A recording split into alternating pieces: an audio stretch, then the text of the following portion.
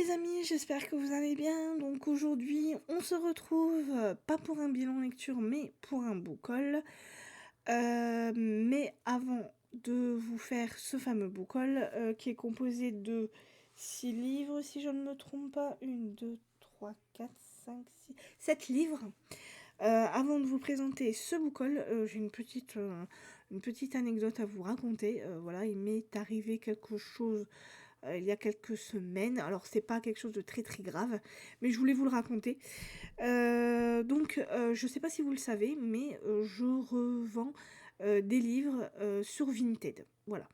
Donc, je revends certains de mes livres, alors ceux qui ne sont pas dédicacés et ceux dont je sais que je ne garderai pas un souvenir. Voilà, c'est soit des lectures qui n'ont pas été extraordinaires, ou soit des livres que je sais que j'en garderai pas un souvenir voilà, mémorable. Donc, je revends un de mes livres sur Vinted, donc, qui s'intitule Blonde de Joyce Carol Oates, qui n'a pas été une lecture extraordinaire pour moi. Donc, je revends le livre sur Vinted et j'arrive à faire ma vente. Donc, voilà, il faut savoir que je revends mes livres sur Vinted 3 euros, pas plus, voilà. Et cette dame, parce que c'est une dame, me fait une offre. Elle me propose mon livre à 2,10 €. Donc, bon, je me suis dit, c'est un petit livre, il est un petit... Bon, il est pas abîmé, voilà, extraordinairement. Il est un petit peu écorné, mais bon, c'est pas dramatique, on le voit pas beaucoup. Mais ou sinon, le livre est nickel. Donc je me dis, bon, 2,10 €, pourquoi pas, c'est pas un livre, voilà. Donc je suis d'accord. En plus, c'est un petit format, donc bon, je me dis ok. Donc j'accepte son offre. Et puis, je fais l'emballage avec ma mère, tout va bien. On l'envoie et j'attends tout simplement qu'il arrive à bon port. Entre-temps, je revends 3 autres livres, donc pour 2 personnes différentes. Donc 2 livres pour une personne et un livre pour une autre personne. Et puis, le livre que j'ai vendu, La Blonde de Joyce Carol Oates, arrive à bon port. Et là, moi, je suis trop contente. Je me dis, bah, c'est bien. Comme ça, je vais avoir les sous. Et puis, voilà. Et là, arrive le petit souci. C'est que la dame m'envoie un message. Je vois qu'elle me met litige sur Vinted. Là, je me dis, qu'est-ce qui se passe? Et là, elle m'envoie, il y a un trou dans la couverture de votre livre. Moi, étonnée, je dis, c'est bizarre. J'envoie des livres, ils étaient impeccables, surtout que je le fais avec ma mère. Ma mère, elle aurait vu qu'il y aurait eu un trou dans le livre, elle m'aurait dit, mais tu vois que ton livre est abîmé là ou pas? Et puis là, elle m'a rien dit, donc... et puis même moi, je vends toujours mes livres impeccablement. Si jamais ils ont des défauts, dans ces cas-là, je prends les photos, je les mets sur le site pour avertir que, voilà, que le livre est un peu abîmé. Là, le livre était nickel. Donc elle me dit, il y a un trou dans le livre. Alors je dis, c'est bizarre. Je dis, il y a un trou dans le livre. Je dis, il n'y avait pas de trou quand je l'ai envoyé. Donc je lui dis, vous pouvez me l'envoyer en photo car il n'y avait pas de trou quand je l'ai envoyé. Effectivement, donc elle m'envoie les photos des différents trous qu'il y a dans le livre. Donc là, je vais vous le faire voir.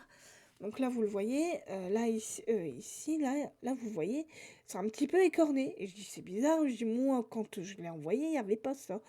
Et effectivement, donc quand on regarde dans le livre, bah effectivement ça a percé là. Là ici sur l'autre page, vous le voyez bien. Et là ici, donc effectivement, on voit encore qu'il y a des petits, voilà, le trou qui a effectivement percé. Je vois ces photos là sur Vinted. Je dis mince, c'est bizarre, il n'y avait pas de trou quand je l'ai vendu. Donc et elle me dit, donc après m'avoir envoyé ces photos, elle me dit, il n'y a aucun coup sur l'emballage. Donc j'ai alors attends, j'ai la meuf, elle me dit qu'il y a des trous dans le livre, mais qu'il n'y a aucun trou dans l'emballage. Donc comment est-ce que ça se fait qu'il y a un trou dans le livre? Si moi je certifie qu'il n'y a pas de trou, qu'il n'y avait pas de trou quand je l'ai envoyé. Et elle me dit, en effet, sur votre photo, je ne vois pas de trou sous l'oreille. Voilà, de Marilyn Monroe. Je dis ouais, moi quand j'ai pris les photos, quand je les ai mis sur le site de Vinted, s'il y avait eu un seul défaut dans le livre, je l'aurais dit. Voilà, et le fait est qu'il n'y en avait pas. Donc je lui dis non, il n'y avait aucun trou sur la couverture, je ne comprends pas ce qui a pu se passer. Et elle me dit: «C'est sûrement pendant le transport. Vous ne pouvez pas de votre côté faire une réclamation par rapport au transporteur?» Là, je me dis: «Ouais, d'accord, bah». Alors, je dis: «Si c'est le transporteur, normalement, il y aurait dû avoir un trou dans l'emballage». Voilà, et surtout que mon emballage, moi, je le fais, je mets, du papier bulle et après je mets le papier, qui recouvre, bah, tout l'ensemble. Donc je me dis, si ça avait été le transporteur, il y aurait eu au moins une marque, il y aurait eu un trou, il y aurait eu quelque chose. Voilà. Hem Donc elle me dit ça, moi je me dis: «Punaise, je vais devoir essayer d'aller sur Vinted», essayer de puis même je me disais: «Mais comment on fait pour contacter les transporteurs?» Surtout que, bah, il y en a sûrement des millions des transporteurs. Donc je me dis: «Comment je peux faire?» Donc je lui réponds quand même, je lui dis: «Oui, je pense que ça doit être le livreur». Je vais dans son sens, parce qu'à aucun moment il y a eu un trou dans ce livre quand il était en ma possession. Je vais voir ce que je peux faire de mon côté. Donc je commence à regarder sur internet et tout. Je regarde, des avis, je regarde si on peut pas, faire une réclamation ou quelque chose sur Vinted. Et effectivement, on ne peut rien faire, ce qui est logique, et je lui mets du coup: «Écoutez, j'ai regardé sur le site et rien n'est préconisé pour faire une réclamation au transporteur. Donc je ne sais pas si vous voulez garder le livre ou me le renvoyer. Dans ce cas-là, vous aurez un remboursement».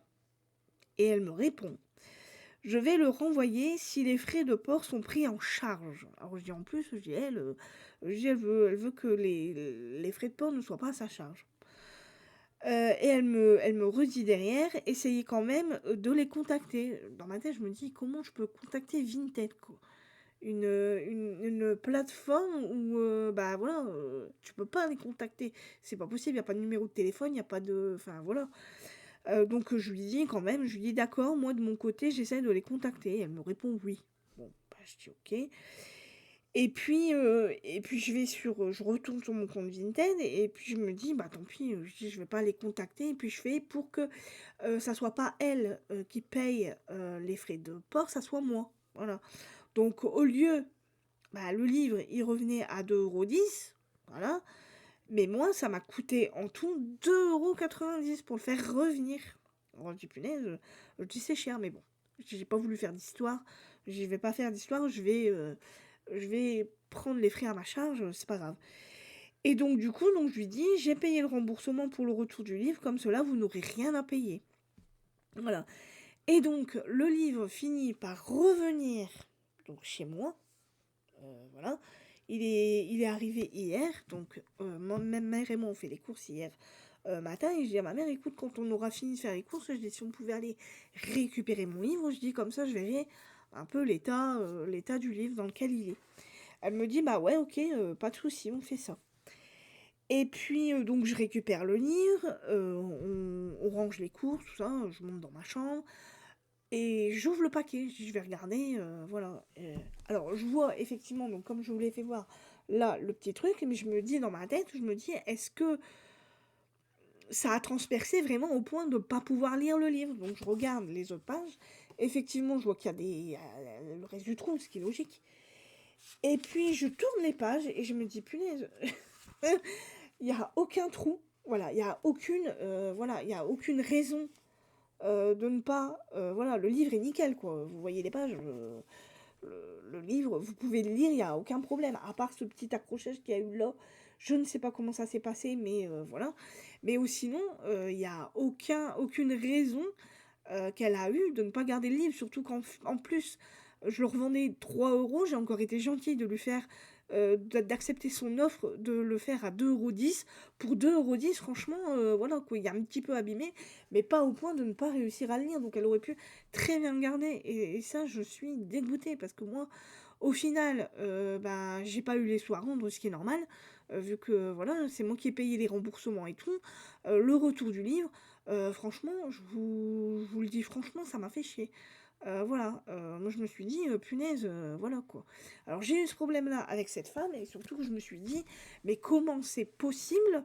Parce que quand j'ai ouvert l'emballage, donc elle avait fait un emballage, voilà, son emballage il était, tel qu'il était et en plus, Donc on avait l'emballage, donc c'était une enveloppe avec, comment dire, avec du papier bulle. Vous savez les enveloppes où il y a à l'intérieur c'est du papier bulle pour bien protéger le livre. Donc il y avait ça et en plus elle avait laissé donc mon emballage à moi de mon papier bulle. Donc je me suis dit il y a un problème. J'ai la meuf si elle l'a bien ouvert, j'ai normalement il n'y a pas de raison, il n'y avait pas de trou dans le papier bulle ni rien. Bon, puis je me dis, c'est pas grave, je laisse tomber, elle me l'a renvoyé, ça tombe, c'est elle qui l'a abîmé, et puis elle a pas osé me le dire. Ou bien le livre, c'était pas celui qu'elle voulait, et du coup elle s'est dit, bah comment je vais pouvoir le rendre. Donc voilà, donc elle a peut-être fait un trou dedans, et puis qu'elle s'est dit que c'était de ma faute, alors que pas du tout. Parce que moi, mes livres sont toujours nickel. Surtout que, comme je vous l'ai dit, j'avais revendu 3 livres derrière celui-là. Et les livres sont arrivés, mais vraiment nickel, quoi. Les 2 personnes à qui j'ai vendu les livres m'ont mis des très bons commentaires sur Vinted en disant que les livres avaient été vraiment nickel.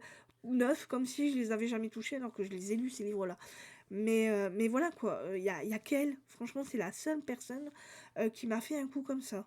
Donc je ne sais pas ce qui a bien pu se passer. Alors, est-ce que c'est elle qui a fait le trou et qu'elle n'a pas osé me le dire et que du coup elle s'est dit bah, je vais lui rendre comme ça, voilà, ni vu ni connu, je t'embrouille. Mais au final, voilà, moi je suis à ma perte quoi. Bon, c'est pas pour 2,10 €, je sais bien, mais moi au final j'ai payé 2,90 € pour le retour. Ça m'a fait chier, mais alors quelque chose de mignon. Surtout que bah, le livre est abîmé donc je peux même pas le revendre derrière. Voilà, et ça, c'est de la façon dont ça a été fait. Si encore elle m'avait dit, il y avait un trou dans l'emballage et ça a percé dans le livre, bon là j'aurais dit vraiment c'est le livre, mais en plus il y avait pas. Le pire c'est qu'elle me dit qu'il n'y a pas de trou dans l'emballage. Donc ça peut pas être le livreur, c'est pas possible. À quel moment, voilà, je sais pas. Je sais pas ce qui s'est passé, mais en tout cas, toujours est-il que bah, elle m'a rendu le livre est abîmé, et bon, bah, je vais le garder, du coup, je peux pas le revendre derrière, c'est pas un livre que je peux revendre comme ça avec un truc comme ça, bah autant que je le revende à 1 € dans ces cas-là. Et moi je vais être à ma perte. Donc voilà pour la petite anecdote, pour le petit souci que j'ai eu, je voulais vous le raconter parce que ben moi ça m'a tué quoi, de voir que. Et c'est la première, hein. C'est la première femme qui me dit comme ça qu'il y a un problème. Alors elle, je ne lui revendrai plus jamais aucun de mes livres. Parce que, voilà, vu le problème là qu'il y a eu, je pense que, à mon avis, faudra pas qu'elle revienne de sitôt. Parce que comment dire, j'ai pensé à ça, je me suis dit, ça tombe. Elle s'est peut-être trompée de livre, et puis quand elle l'a reçu, elle a vu qu'elle s'était peut-être trompée, elle a peut-être, je sais pas. Elle l'a peut-être mal pris, elle l'a peut-être abîmé sans le vouloir, et puis qu'elle a dit que c'était.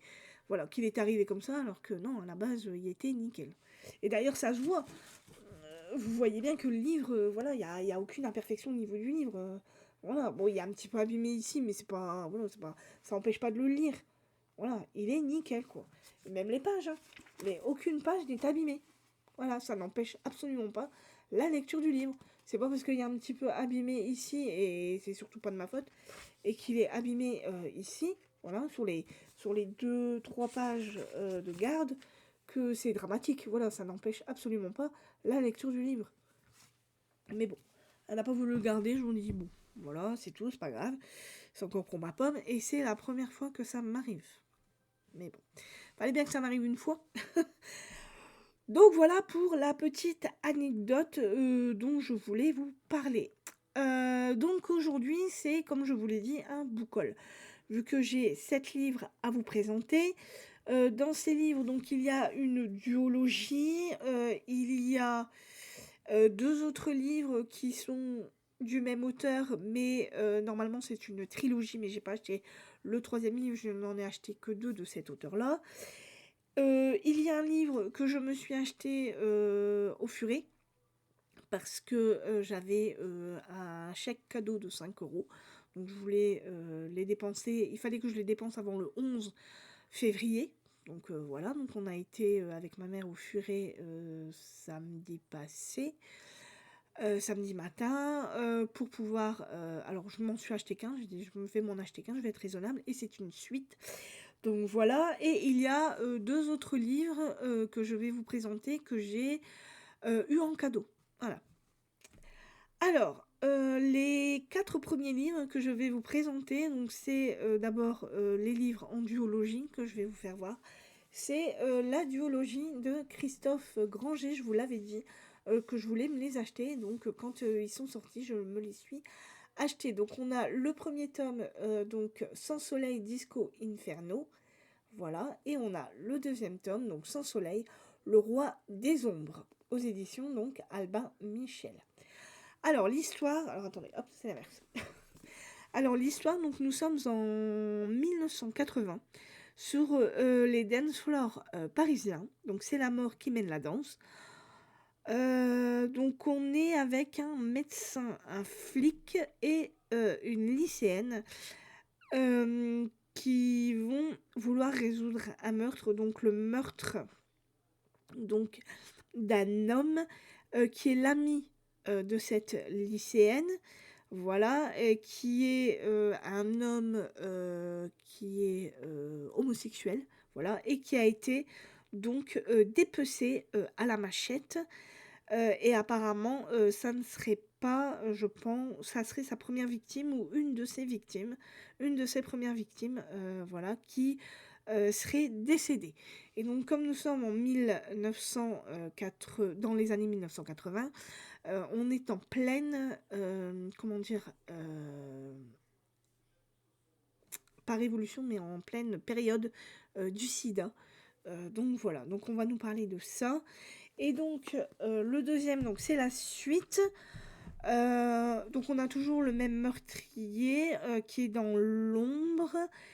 Et voilà, et donc on va aller dans les ruelles de Tanger, on va aller dans les forêts africaines, on va aller un petit peu partout, et on va essayer de retrouver donc ce fameux meurtrier donc qui tue des personnes.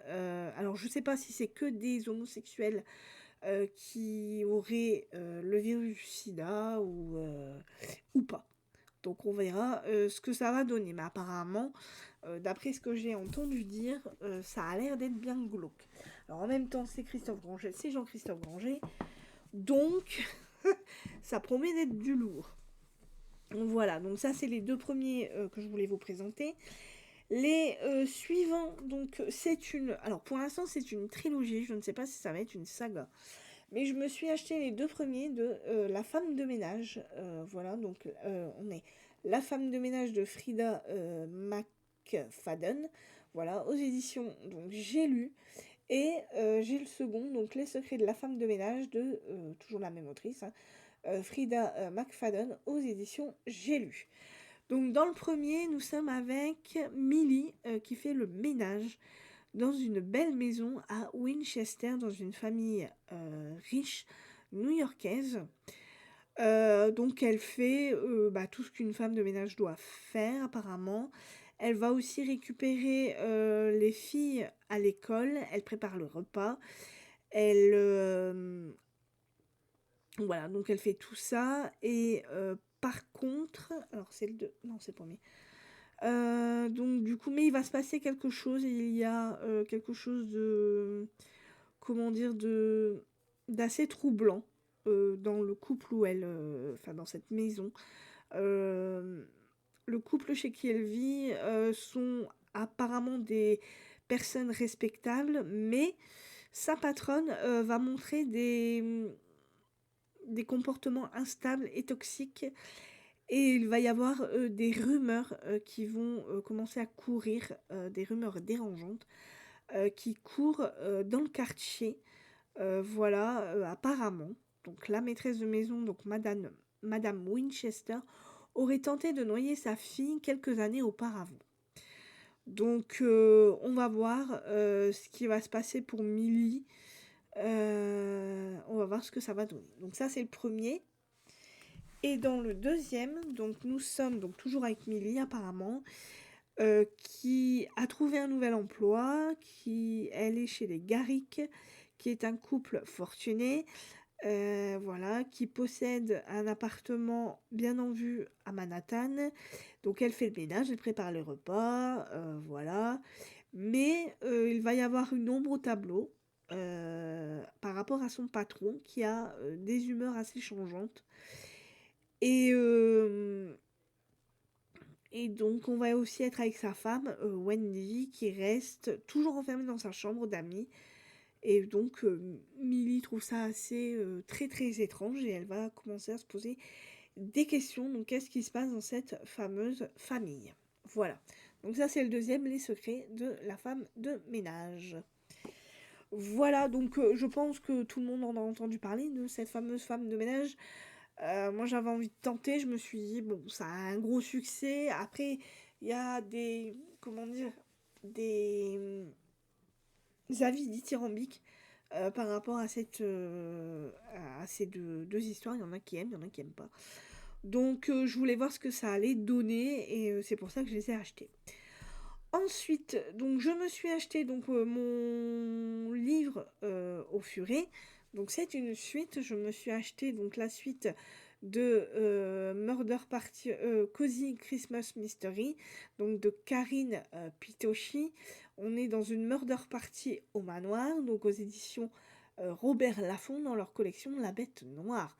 Donc souvenez-vous, je m'étais acheté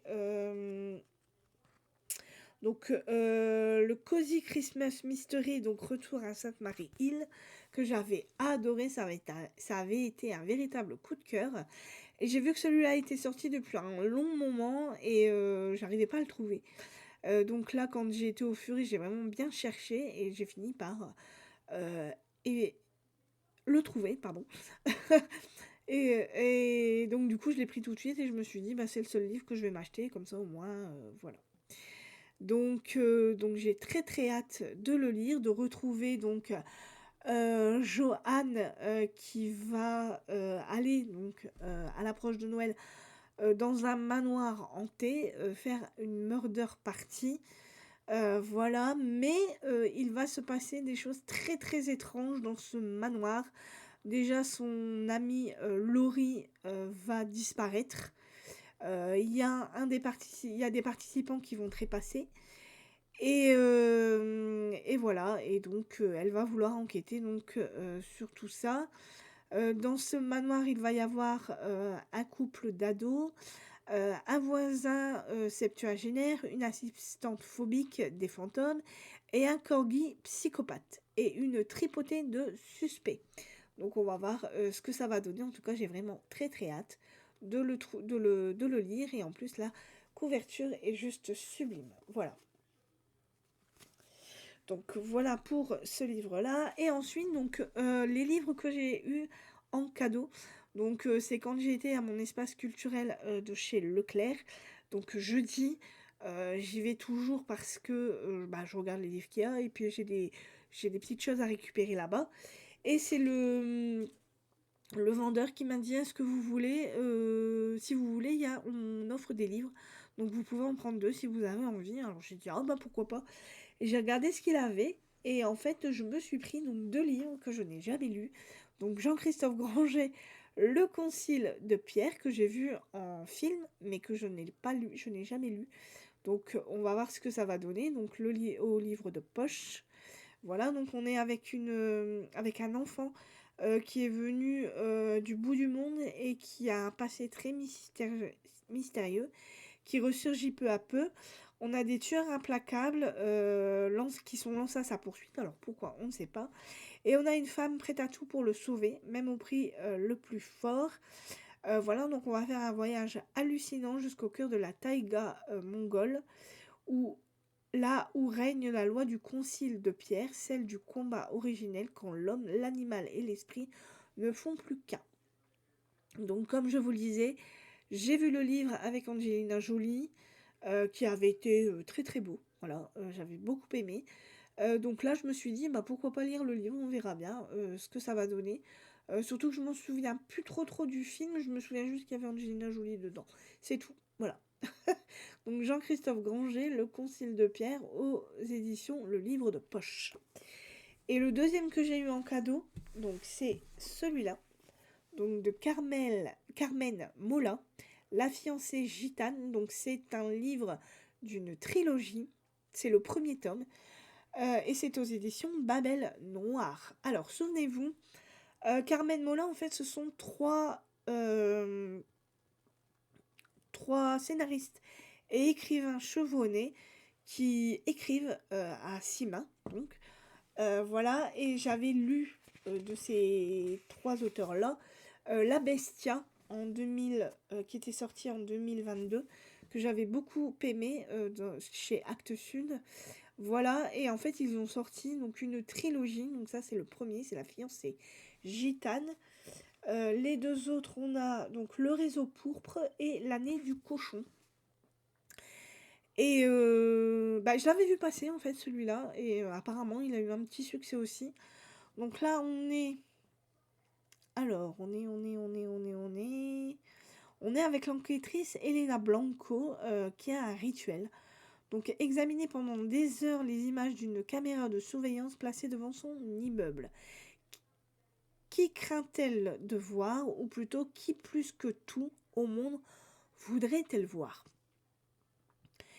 Et donc on va, à part ça, donc en parallèle, on va retrouver le corps d'une gitane disparue, pardon, excusez-moi.